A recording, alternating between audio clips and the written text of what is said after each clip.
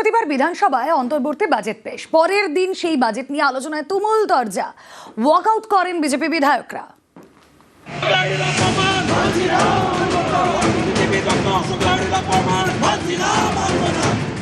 সামনেই বিধানসভা ভোট, তার আগে বৃহস্পতিবার অন্তর্বর্তী বাজেট পেশ করেন অর্থমন্ত্রী চন্দ্রিমা ভট্টাচার্য।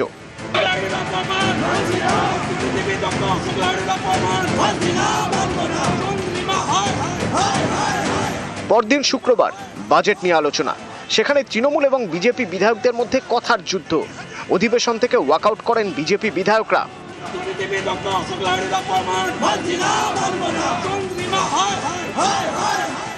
অশোক লাহিড়ীকে অপমান করেছেন অসভ্যভাবে এই চন্দ্রিমা ভট্টাচার্য, যিনি কম্পার্টমেন্টাল এমএলএ। তন্ময় ভট্টাচার্যের কাছে হেরেছিল, আমার দয়া জিতে এসেছিল। পরে শুনিয়ে দিলাম যে হামটি ডামটি কি, তা হামটি ডামটি কেন বলেছেন মাননীয় মুখ্যমন্ত্রী বাজেটকে, সেন্ট্রাল বাজেট, সেটা বললাম। তো শুনতে শুনতে কিসের কি হলো জানি না, সবাই মিলে বেরিয়ে গেলেন। এদিন অধিবেশনে বিজেপি বিধায়ক শঙ্কর ঘোষ বলেন, 60 বছর বয়স হলেই লক্ষ্মীর ভাণ্ডারের উপভোক্তার নাম বার্ধক্য ভাতার তালিকায় চলে যায়। লক্ষ্মীর ভাণ্ডারে 500 টাকা বাড়ানো হলো, কিন্তু বার্ধক্য ভাতা বাড়ানো হলো না। এই বিষয়টা ভেবে দেখার জন্য অর্থমন্ত্রীকে অনুরোধ করব। লক্ষ্মীর ভাণ্ডার মহিলাদের স্বনির্ভর অর্থনৈতিক স্বাধীনতা বা এম্পাওয়ারমেন্টের প্রশ্নে, ক্ষমতায়নের প্রশ্নে ভারতীয় জনতা পার্টির সরকার 2026-এ তৈরি হবার পরে মহিলাদের 3000 টাকা করে এই অর্থ দেওয়া হবে।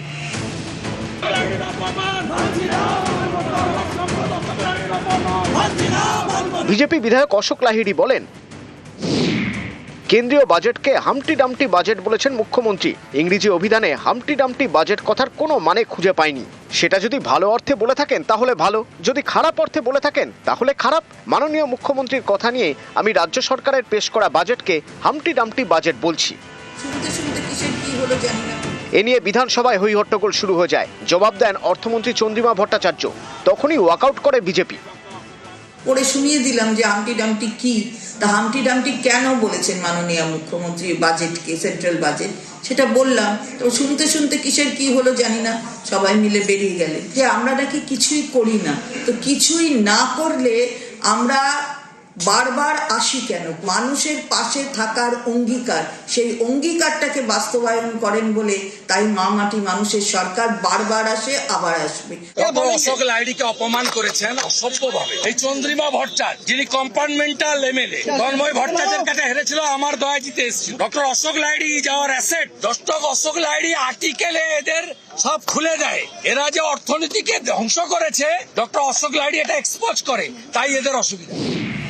এদিন বিধানসভায় বিরোধী দলনেতা শুভেন্দু অধিকারী বলেন, এটা ভোট অন অ্যাকাউন্ট, এর বেশি কিছু নয়। ভোট অন অ্যাকাউন্টকে নির্বাচনী ইস্তেহারে বদলানোর চেষ্টা করা হয়েছে। এটাকে জেনারেল বাজেট ধরা যাবে না, এটা ভোট অন অ্যাকাউন্ট, এবং এই ভোট অন অ্যাকাউন্টটা 4 মাসের।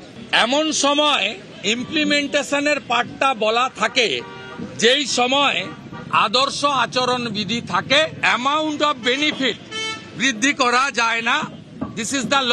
বাজেটে এমন কিছু বিষয় বলা হয়েছে যেটা আগামী বিজেপি সরকারই বিবেচনা করবে। এই সরকারের বিবেচনা বা কার্যকর করার কোনো সুযোগ নেই। যেভাবে মাননীয় মুখ্যমন্ত্রী বাজেট তার প্রদর্শিত পথে বাজেট আমরা পেশ করেছি, সে অভূতপূর্ব বাজেট হচ্ছে জনমুখী বাজেট, মানুষের জন্য বাজেট। যারা একে অনুদান আর ভিক্ষা বলেছে তারাও আজকে দাঁড়িয়ে ওখানে বলছে যে 3000 দেব, 3000 দেব। তো ওরা আসলে তো তবে তো 3000 হবে। নিউজ 18 বাংলা।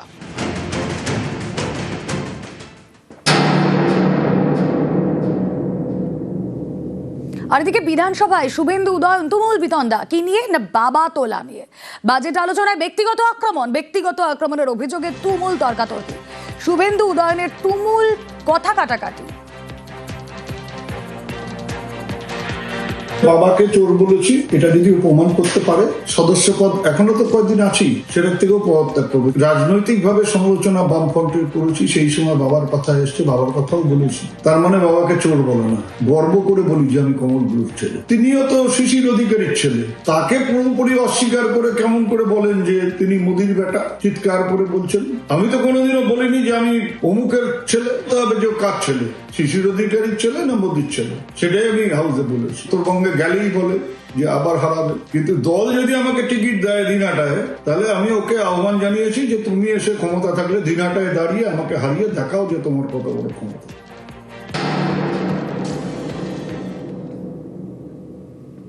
সংখ্যালঘু উন্নয়ন ইস্যুতে উত্তপ্ত বিধানসভা, সংখ্যালঘুদের ক্রিমিনাল তৈরির অভিযোগ অগ্নিমিত্রার। বিধানসভায় অগ্নিমিত্রা ফেরার তুমুল তর্কাতর্কি। সংখ্যালঘু উন্নয়ন ও মাদ্রাসা শিক্ষায় বরাদ্দ বৃদ্ধি বাজেটে।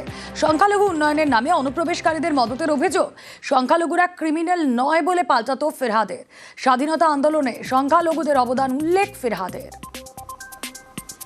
আমি যে কথাগুলো আজকে বলেছি সেটা আমি উইথড্র করব না। সংখ্যালঘু এবং মাদ্রাসার দপ্তরে আপনারা প্রচুর টাকার বরাদ্দ দিয়েছেন, এটা কি শিক্ষার জন্য দেওয়া হচ্ছে নাকি অনুপ্রবেশকারীদের একটা আড়াল করে মদত করার বন্দোবস্ত করা হচ্ছে? আপনারা ভোট ব্যাংকের জন্য, নিজস্ব পলিটিক্যাল এজেন্ডার জন্য সংখ্যালঘু ভাই বোনকে মডার্ন এডুকেশন দিচ্ছেন না, তাদের হাতে বন্দুক দিচ্ছেন, তাদেরকে ক্রিমিনাল তৈরি করছেন। এটা তো আমি কোনো ভুল বলিনি।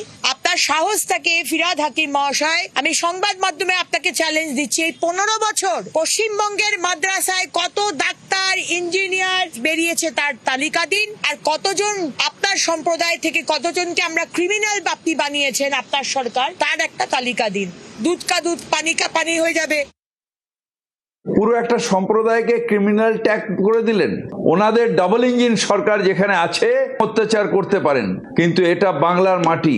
এইখানে একটা জাতিকে তুলে এরকম ভাবে কথা আজ পর্যন্ত কেউ বলেনি যিনি উনি বলেছেন। ঠিক যে ওনাদের দল বিজেপি আমাদের ঘৃণা করে আমরা জানি, আমাদের হত্যা করতে চায় আমরা জানি, কিন্তু আমরা ক্রিমিনাল নই। আমরা ভারতের সন্তান, হিন্দু মুসলিম শিখ ইসাই আমরা সবাই ভাই ভাই, শান্তিতে এই ভারতে থাকতে চাই। অগ্নিমিত্রার মন্তব্যের নিন্দায় স্পিকার। অগ্নিমিত্রার বিরুদ্ধে স্পিকারকে পদক্ষেপের আর্জি। অগ্নিমিত্রার বিরুদ্ধে পদক্ষেপের আর্জি শোভনদেবের।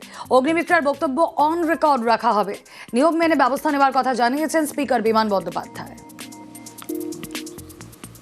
এটা সত্যি কথা, অত্যন্ত একটা যে মন্তব্য যেটা করেছেন না করাই উচিত। বিধানসভা এই ধরনের মন্তব্য করা অত্যন্ত, আমি বলবো যে দৃষ্টিকটু, এবং তিনি করেছেন। তাকে আমি বলেছিলাম যে আপনি এটা প্রত্যাহার করুন, সবাই বলছিল প্রত্যাহার করার জন্য, কিন্তু তিনি সেটা প্রত্যাহার করেননি। বাধ্য হয়ে আমাদের শোভনদেব চট্টোপাধ্যায় একটা অভিযোগ আমার কাছে দিয়েছেন। সেই অভিযোগের পরিপ্রেক্ষিতে আমরা বিকেলবেলা আলোচনা করেছি। সে আলোচনা করার পরে আমার সিদ্ধান্ত যেটা হয়েছে সেটা আমি হাউসে জানিয়ে দিয়েছি যে সবাইকে এই ধরনের মন্তব্য করা থেকে বিরত থাকতে অনুরোধ করেছি, এবং এই ধরনের মন্তব্য যিনি করেছেন সেই মন্তব্য করা উচিত না বলেও আমি বলেছি যে নিন্দাসূচক একটা প্রস্তাবনা এনে বলেছেন সবাইকে নিন্দা করা হয়েছে এই ধরনের প্রস্তাব শব্দ ব্যবহার করার জন্য।